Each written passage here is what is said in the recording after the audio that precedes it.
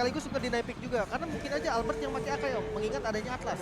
Atlas itu ketika dia fataling dapat banyak heavy spin itu semua langsung buyar Om. Ya tapi ada Hayabusa sekarang, early aggression kah untuk RRQ Hoshi karena mereka butuh hal tersebut. Terutama untuk bisa menjinakkan bagian tengah. Sanji yang bisa jadi poros utama Eko ini harus dipotong dulu di awal. Mereka bisa sih, mereka punya grok juga, ingat. Power of Nature yang sekarang cukup berbahaya dari seorang Finn, apalagi kalau udah level 4 wall charge. Ini nahan seorang Parsia, itu bisa di cancel langsung. Wow. Game ketiga sebentar lagi dimulai dengan draft yang baru lagi dimunculkan oleh kedua tim. Eko ataupun RRQ. Harus reset dari keduanya. Best of 5 series. Harus kita lihat dulu siapa yang bakal menang di game selanjutnya.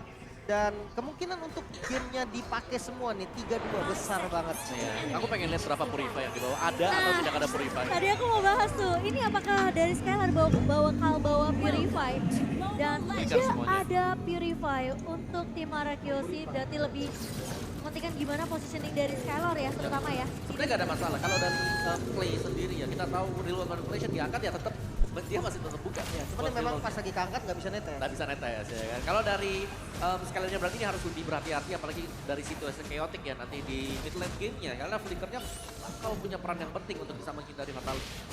Ya betul, dan dengan ada pergerakan dari Sanford yang sekarang berbeda, dia ngebawa lebih ke arah lapu-lapu yang bisa nahan dia dari depan, memberikan efek sisi juga, dan Finn sudah mulai terputar dengan adanya slow effect. Masih punya flicker untuk mundur terlebih dahulu dari Finn-nya. Tidak akan mudah di pick off. Larvisi bakal berfokus untuk mendapatkan farming sampai dapetin level 4-nya, bisa dapetin heavy spin sama seperti Albert. Wow, ini nggak ada flicker untuk Turtle nanti. Nggak ada inisiasi kagetan otomatis dari Grok. Kecuali mau di-delay dulu nih. Karena memang cooldownnya sama spawn Turtle ya nggak lumayan jauh. Tapi Albert sudah mulai datang memberikan poke damage di area atas. Sunfold yang hanya di poke dan memberikan informasi kalau tadi ada monster Albertnya di atas. Mampir doang. Ya dan Petrify yang terpakai ya sebenarnya karena memang tadi Albertnya belum level 4, belum ada Shadow Kill yang bisa dipergunakan untuk mendapatkan poin jauh. Yes, karena dari area mid-nya Clay yang menurut aku juga perlu berhati-hati meskipun kita tahu dia bawa satu EV ya. Dia bisa nge-clear cepat tapi rotasi harus dibawakan oleh Arkeologi. Apalagi Skylar kali ini yang coba untuk memberikan poke damage ke arah seorang Benny Cutie. Dapetin sedikit plantingan gold biar makin kaya Skylar ya. Pok tipis ya, pok tipis. Tipis. Lumayan, plus 8 gold. Lumayan ya. Lumayan. Daripada nggak ada sama sekali kan. Dan memberikan pressure juga sih sebenarnya ke arah Benny Cutie-nya. Benny Cutie jadi lebih main di area turret aja. Oke. Namun Turtle Camp juga udah mulai spawn. Yes, dan kali ini Albertnya bakal coba ngincer ke arah backline kah?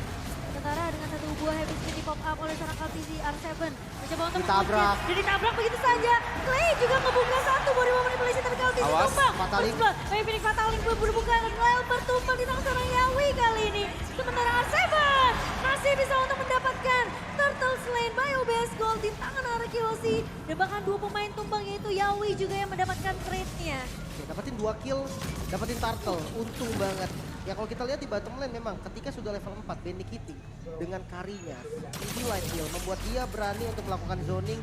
Namun Skylar juga sepertinya nggak takut karena sudah ada Clay juga yang melakukan rotasi ke arah bottom lane. Ya itu ngeri banget ya, begitu keluar tadi dengan speed light heal, bisa saja. Kalau Skylar memang nggak punya atau out of the position, nggak punya tactical reposition sama sekali, dia bisa terpick off. Dan Albert dengan satu buah Swift Boots, dan mari kita lihat dari talentnya kali ini. Mystery Shop untuk Clay. Kita tahu sedikit lebih tertahan ya, dan untuk Benny Cutie? Nyaris, itu sekali lagi pecah loh pastinya. Itu nyaris. kalau tandanya di bawah marknya itu sampai 4, true damage-nya pasti masuk. Itu dapat satu pecah. Iya. Tipis loh. Tapi satu hal sih yang pasti, keduanya ngebuang flicker. Ya. Ini Iya. bisa jadi target yang empuk. Mungkin entah itu dari Eko ataupun Araki yang mulai rotasi ke arah bottom lane nanti. Tapi yang perlu diwaspadai juga sama Arkeologi adalah Yawinya dengan perfect match sama Fataling ya, itu bahaya banget. Karena seperti di objective setelah ini tadi setidaknya bisa nyolong momentum. Ya, dan untuk pemilihan Hayabusa yang terakhir bagus. Ya, kalau kita lihat Atlas ini kan dia cuma jalan-jalan, dia nggak bisa mengganggu farming dari Hayabusa untuk di purple buff. Jadi purple buff ini selalu aman buat Albert. Ya, dan belum lagi dengan 2 hero spacey yang bisa menjadi targetnya Albert. Ditambah dengan turtle setupnya nanti nih. RRQ walaupun ada banyaknya sisi yang dipegang oleh Fizz, dia masih berani untuk setup turtle untuk kontes karena turtle yang mengingat adanya Yutong dengan berada yang powerful banget ketika turtle-nya setup. Oke, dan Skylar kali ini mencoba untuk mendapatkan tabungan lebih di area bawahnya. Yawi sudah mulai datang, hanya memberikan sedikit warning aja ke arah seorang Skylarnya, tapi Skylar masih bisa jaga posisi, masih cukup aman, dan pergerakan dari Arkihosi dari posisi seorang Finn dan juga Clay-nya bakal sedikit melakukan rotasi lagi kembali ke area mid-nya karena posisi Skylar sudah aman-aman saja di area bawah. Dia ngambil pattern buff-nya dulu sih. Hayabusa dari Albert juga full buff dulu, mereka nggak buru-buru. Sementara kalau dari Algi dia udah punya 2 buff dan masuk kali ini dari Sunford dengan Demon Spectre dan Flicker mengincar ke arah Clay terlebih dahulu. Masih ada defensif, real world manipulation, Clay harus tumbang. Masih ada heavy spin juga mengejar ke arah Seven Black Dragon Form yang ke trigger. Langsung menabrak ke arah Sanji mungkin namun masih bisa di-immune. Damage terakhirnya tidak bisa bertahan lagi dari Seven dan Retribution. Masih bisa diamankan oleh Albert. Albertnya berhasil untuk menumbangkan Kartizi pun di area backline-nya. Tersusul Bayu Bascal berhasil diamankan, namun ternyata Albert harus menjadi threat tumbang di tangan seorang Sanji. Sementara Skylar masih cukup aman di area bawahnya, tapi emang agak sedikit disayangkan ketika Sunford-nya itu pintar banget, dia flickernya ngincernya ke arah Clay loh. Benar, langsung ya. Memang ada real world manipulation dibuka, ada extra shield. Sempat survive tadi buat Clay-nya. Iya. Tapi masih terlalu besar dengan damage dari pelaku-pelaku sendiri. Dan kembali, Skylar di sini yang berhasil untuk memenangkan duel di bottom lane. Karena gold-nya, dari gold trap-nya bisa diambil secara terus-menerus Skylar. Dan keberadaan dari Bandicoot yang sudah mulai terlihat juga di area bawahnya. Vinny udah mulai datang memberikan backup ke area bawah kali ini. Sementara Yawi yang terlihat di area yang ini perlu diwaspadai oleh seorang Skylar. Lihat tuh. Mulai Dicek. terdeteksi. Mulai terdeteksi. Dicek dengan satu buah range apati dari seorang Skylar. Wah, rotasinya terlihat banget nih dari RRQ juga dia ngejaga banget objektif dari Skylar. Mengingat dia udah dapetin objektifnya ada di top lane tadi yaitu Turtle. Nah, tujuan selanjutnya adalah ambil pilihan di mana ada hitternya yaitu Skylar. Bottom lane bisa aja di press atau mungkin Skylarnya dibantu untuk lane dan dia diajak main masuk ke arah tengah mungkin. Yep. Dan ini reset dulu untuk kedua-duanya ya. Dari karena gold anak laki karena tim cok ada barang-barang tu yang hana lancar bagi hana lagu bagi masih sama-sama. di cok di tim tampung tu makanya dia tak di kayak celung neo di neo harus tapi lah Mereka bisa dapetin satu surat dulu untuk arah musim. Karena patternnya akan selalu sama. Seperti itu, di mana Skylarnya yang harus main lebih sabar di area bawahnya. ni aku melaki Sampai aku nanti pembeng mereka dah bisa berkumpul di bawah, bisa menangin landing dari Bandicoot. Mungkin nanti fight-nya akan ada di Turtle lagi ya. Iya, Sebentar lagi tiga Turtle ya. spawn dan Beatrix dari Skylar itu udah dibantuin clear nih. Otomatis akan ada 5-man Turtle mungkin dari RRQ sendiri. nah Oke, tapi mereka masih melihat terlebih dahulu kira-kira siapa yang bisa di pick off. Sementara dari R7 pun udah memberikan informasi.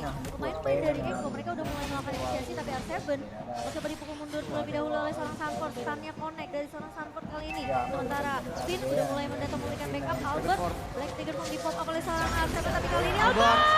Retribution, the king of retribution dari seorang Albert kali ini. Berhasil untuk mendapatkan turtle lane by Obesco. Sementara R7 tidak akan terlalu berkomit juga, hanya mengusir pergerakan Benny dari seorang Sanford. Tapi Benny Cutie malah coba dikejar Albert, Shadow Wheel ke arah seorang Benny Cutie. Tapi sayangnya Skylar pun tumbang dengan adanya spirit lagi dari seorang Benny Cutie. Wow, mendapatkan turtle ya dan ini adalah perfect turtle untuk RRQ.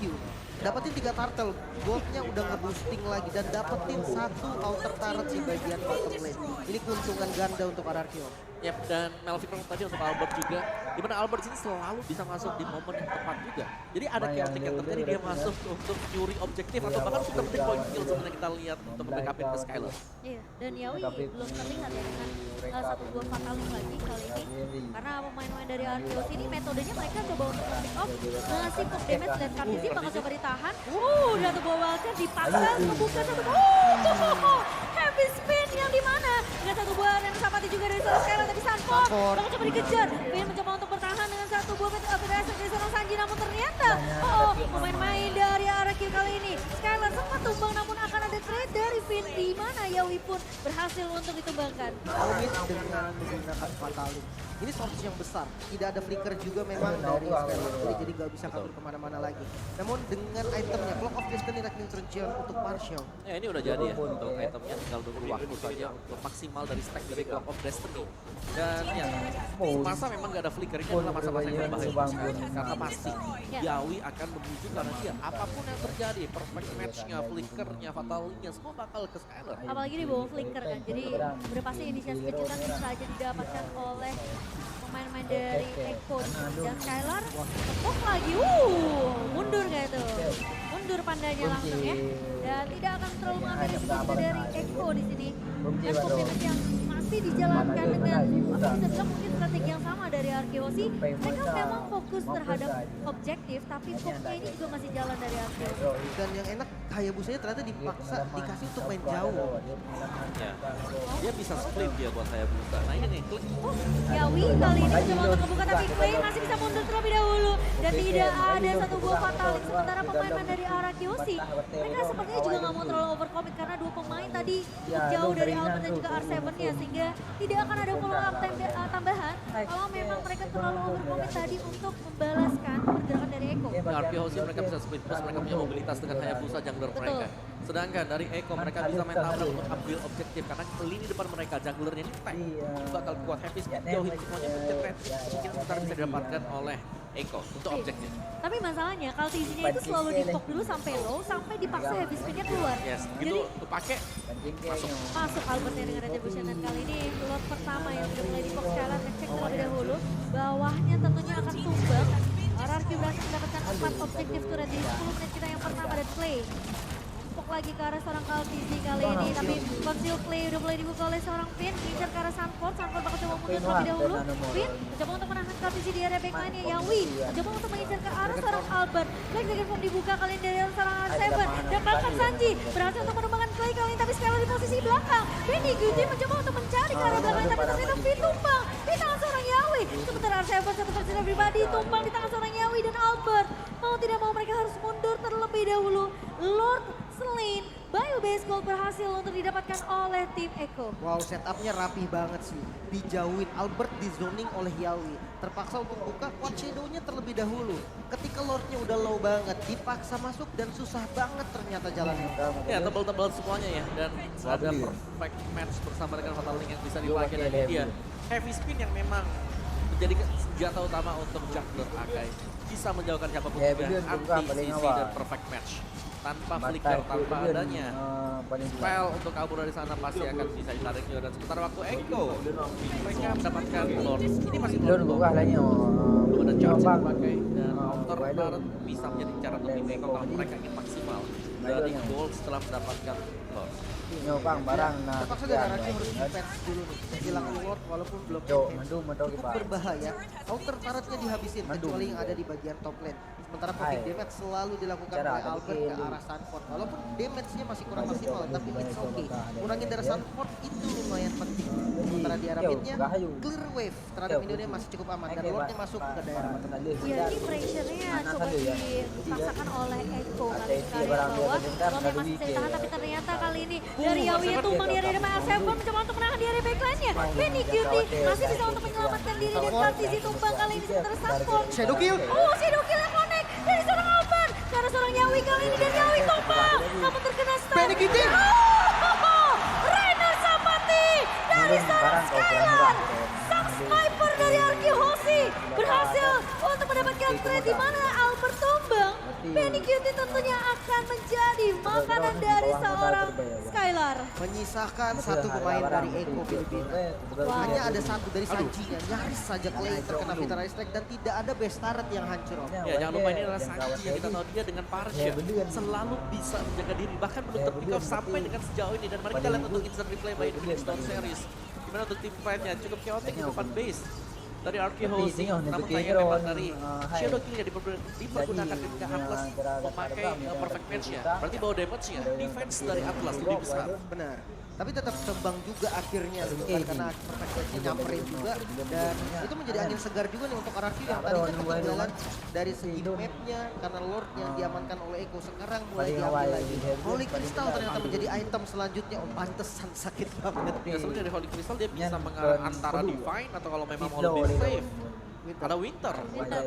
Winter yang meng-outplay pemain-pemain dari Onyx ya kemarin ya. Sih sekarang dari SG. Sedangkan setup harus dilakukan oleh RRQ Holy mereka karena mereka tidak bisa inisiasi, mau gak mau mereka nunggu. Sebagai melihat kelasnya ada di mana. Dan sekarang perbedaan networknya udah gak terlalu jauh juga di 2013 kali ini. Lord penentu, Lord yang kedua udah mulai dipok oleh Kaltizi. Dan dua pemain tentunya bakal bersedia area mid terlebih dahulu untuk mencuri kedua pemain Icona pun dengan ada pergerakannya minion di area bawah ini mau nggak mau Sanfonnya harus melakukan clear terlebih dahulu. Dan Clay juga bakal coba untuk menunggu. Posisi dari Clay menurut aku juga penting sih karena satu dari Wong yang ngasih efek flow ini bisa ngebantu Scalar untuk kasih damage tambahan di area backline-nya. Dan bisa memukul Kari juga. Betul. Benny kita tahu dash atau jump dari Kari dan step itu nggak jauh, kecil banget. Jadi mau nggak mau harus pakai flicker untuk menyelamatin dirinya, kecuali bisa dilawan balik.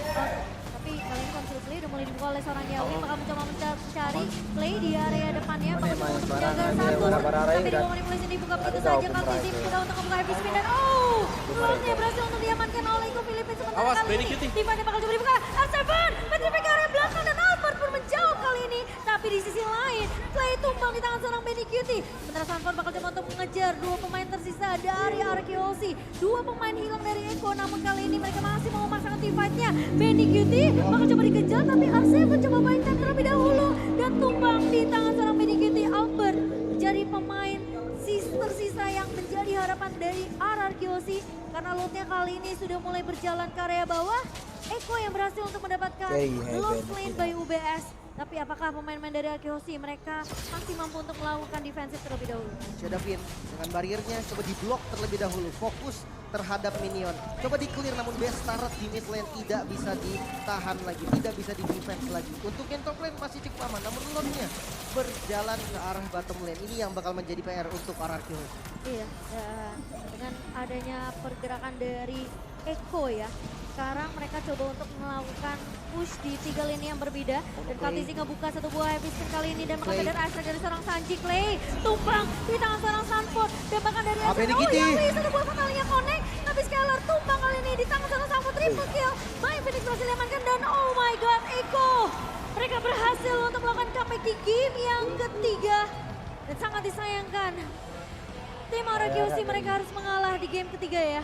2-1.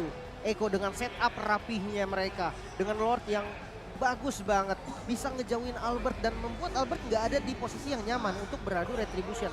Walaupun kita tahu dengan damage utamanya Eko sendiri ada di mid lane-nya Parsha yang berani banget untuk melakukan poking damage dengan Vital Strike-nya. Ya, dia pede banget ya dengan Clock of Destiny tadi, Lightning, Holy Crystal, itu sekali pada Airstrike bener-bener meledak